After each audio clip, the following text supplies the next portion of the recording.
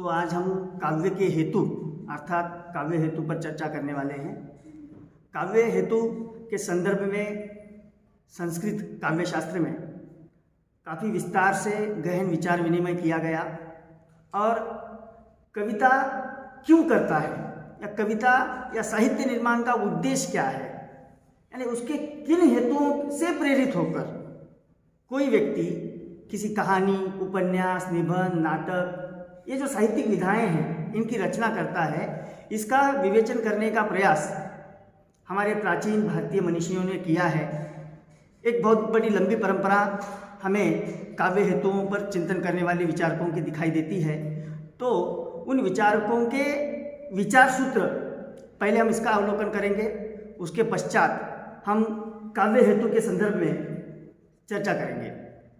तो भारतीय काव्य शास्त्र में हेतु शब्द का प्रयोग विशिष्ट और पारिभाषिक अर्थ में किया गया है। दर्शन शास्त्र में जब हेतु शब्द आता है तो वहाँ पर उसका अर्थ कारण बन जाता है। जहाँ किसी वस्तु का निर्माण करने वाले घटक उसका कारण कहलाते हैं, जैसे सूत कपड़े का कारण है, सूत यानी धागा जो है कपड़े का कारण है, मिट्टी घड़े का कारण है, लकड़ी कुर्सी का कारण है।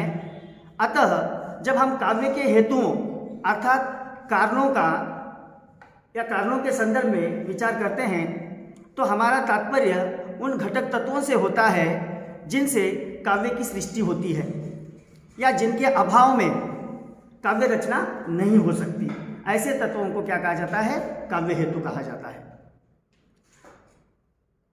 अब लोक व्यवहार का ज्ञान, कई बार काव्य हेतुओं की चर्चा करते समय पहला संदर्भ यदि कोई आया है तो वह है लोक व्यवहार का ज्ञान। काव्य शास्त्र का अध्ययन, भाषा ज्ञान, काव्य रचना का प्रशिक्षण, प्रेरक तत्व, प्रतिभा आदि बातों की गणना काव्य हेतुओं के रूप में की गई है। मैं फिर एक बार दोहराता हूँ, लोक शास्त्र का ज्ञान, काव्य शास्त्र का अध्ययन, भाषा ज्ञान, काव्य रचना का प्रशिक्षण देना या प्रेरक तत्व और प्रतिभा आदि बातों की गणना काव्य हेतुओं के रूप में या काव्य हेतुओं में की जाती है। अग्नि पुराण में सर्वप्रथम काव्य हेतुओं पर चर्चा की गई। भारतीय काव्य शास्त्र की परंपरा में प्रायः सभी आचार्यों ने काव्य के हेतुओं पर विचार किया है। अग्नि पुराण में कहा गया है, संसार में मनुष्य दुर्लभ है, उस पर विद्या और भी दुर्लभ है, फिर कवित्व उसमें भी और अधिक दुर्लभ है और शक्ति तो सर्वथा दुर्लभ ही है।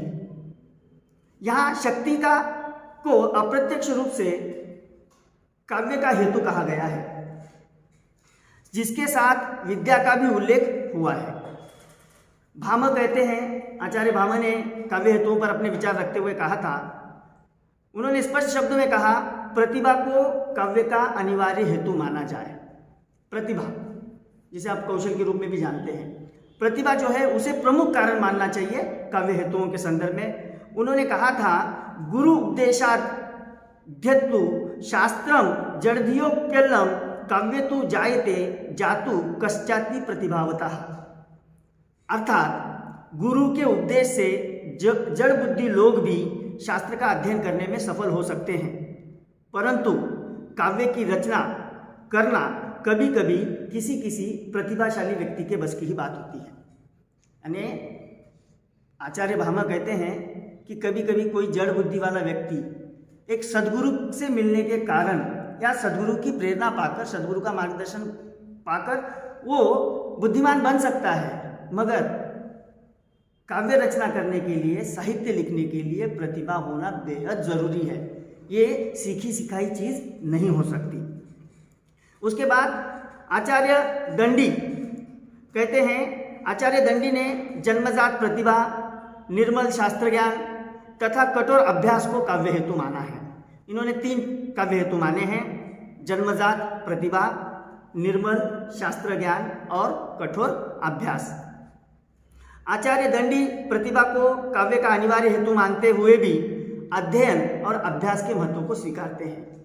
यानी इन्होंने आचार्य भामह की तरह प्रतिभा को महत्व दिया है, मगर साथ साथ उन्होंने दंडी ने काव्य हेतु के संदर्भ में अभ्यास को भी महत्व दिया है। आचार्य वामन इसके बाद काव्य हेतुओं का विवेचन करने वालों में एक महत्वपूर्ण आचार्य माने जाते हैं। उन्होंने काव्य के 3 हेतु माने हैं, लोक, विद्या और प्रकीर्ण। वहीं रुद्रट और एक विचारक हैं, आचार्य रुद्रट भी काव्य के 3 हेतु मानते हैं। उन्होंने 3 हेतु माने हैं रुद्रट ने, और वही आज प्रचलित हैं या स्वीकृत हैं। पहला प्रतिभा, दूसरा उत्पत्ति और तीसरा अभ्यास। अब यहाँ प्रतिभा का संबंध जन्मजात या अर्जित शक्ति से है। उत्पत्ति का अर्थ विभिन्न शास्त्रों और कलाओं का ज्ञान है, जिसके द्वारा कवि की छंद, अलंकार आदि का संयोजन करने में उसे कुशलता प्राप्त होती है। अभ्यास के अंतर्गत पुनः पुनः प्रयत्न करना या बार बार कोशिश करना अभिप्रेत है। राजशेखर नामक एक और आचार्य हैं। आचार्य राजशेखर ने भी प्रतिभा के कई भेदोभेद किए हैं। जैसे उन्होंने प्रतिभा को कार्यत्री प्रतिभा, भावित्री प्रतिभा, इन 2 प्रकारों में रखा है। आचार्य राजशेखर प्रतिभा को बेहद और अनिवार्य तत्व के रूप में मानते हैं, मगर उन्होंने प्रतिभा के 2 भेद माने हैं, एक कार्यत्री और दूसरा भावित्री। स्पष्ट ही राजशेखर की मान्यताओं में कोई नवीनता तो नहीं है, लेकिन भावित्री की संकल्पना को उन्होंने मौलिक रूप में दिया है, ऐसा हम स्वीकार कर सकते हैं या स्वीकृत कर सकते हैं। अब इसके बाद आखिरी आचार्य के रूप में हम और एक आचार्य के विचारक देखेंगे, वे हैं आचार्य मम्मट। आचार्य मम्मट की मान्यताएं काव्य हेतुओं के संबंध में भी पूर्ववर्ती आचार्यों से कई अधिक स्पष्ट और बुद्धिग्राह्य हैं। वे कहते हैं शक्ति, लोक, शास्त्र, काव्य आदि के अनुशीलन से प्राप्त निपुणता तथा काव्य के मर्म को जानने समझने वाले गुरुजनों से प्राप्त मार्गदर्शन और किया गया अभ्यास, ये काव्य हेतु माने जा सकते हैं या कहे जा सकते हैं। इनके बाद भी कई और आचार्य हैं, जैसे आचार्य केशव, आचार्य हेमचंद्र, आचार्य पंडितराज जगन्नाथ। इन्होंने भी काव्य हेतुओं के संदर्भ में अपने अपने विचार देने का प्रयास किया है, मगर इन सब विचारकों का सार या इन सब विचारकों के विचारों का अवलोकन करने के पश्चात अगर हम काव्य हेतुओं की संख्या या उस काव्य हेतुओं के नाम अगर निर्धारित करने की कोशिश करें, तब हम देखते हैं कि इन सभी विचारकों ने लगभग 3 प्रकार के काव्य हेतु माने हैं। पहला है प्रतिभा, दूसरी है उत्पत्ति और तीसरा है अभ्यास। इन आचार्यों के मतों का अध्ययन करने के बाद यह सहज निष्कर्ष निकलता है कि भारतीय आचार्यों ने प्रतिभा को काव्य सृजन के हेतुओं में असाधारण महत्व प्रदान किया है। इन आचार्यों का दृष्टिकोण पुनर्जन्मवादी था और ये पूर्व जन्म के संचित संस्कारों को भी प्रतिभा का स्रोत मानते हैं। उनकी दृष्टि में प्रतिभा ही काव्य की बीज है, जिसके अभाव में काव्य का पौधा जन्म नहीं ले सकता। साथ ही इन्होंने अलग अलग नामों से 2 तत्वों को प्रतिभा का उपकारक माना है, एक लोक व्यवहार और विभिन्न शास्त्रों का ज्ञान। विशेषज्ञों की मार्गदर्शन में रचना कर्म का अभ्यास, इसको भी इन्होंने विशेष महत्व दिया है। ये दोनों तत्व खाद पानी की तरह प्रतिभा रूपी बीज को अंकुरित होने में सहायता करते हैं। इनके अभाव में रचना में भावात्मक सौंदर्य तो आता है, परंतु उसे कलात्मक महत्ता प्राप्त नहीं होती। तो कुल मिलाकर हम देखते हैं कि प्रतिभा, उत्पत्ति और अभ्यास, इन 3 काव्य हेतुओं को सभी आचार्यों ने या सभी विद्वानों ने सर्वस्वीकृति से यानी सामान्यतः मान्यता दी है।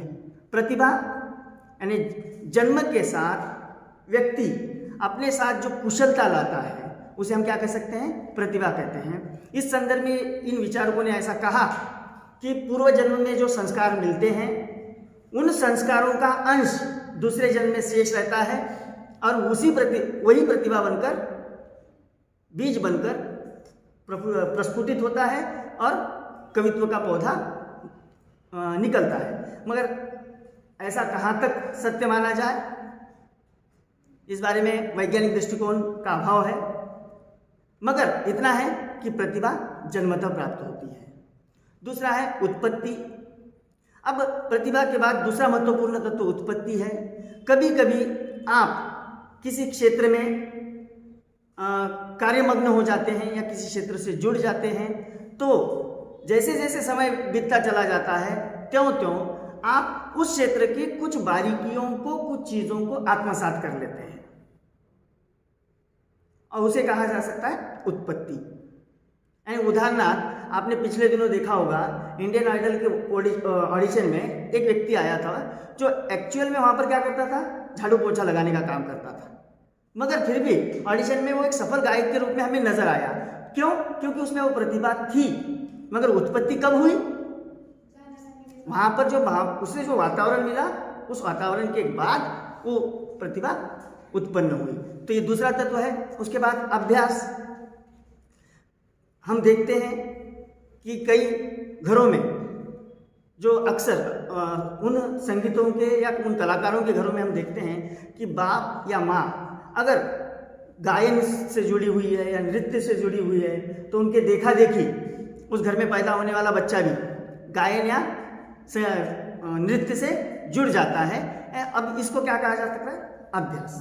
मगर जो भी हो, सर्वश्रेष्ठ काव्य हेतु तत्व किसे माना जा सकता है?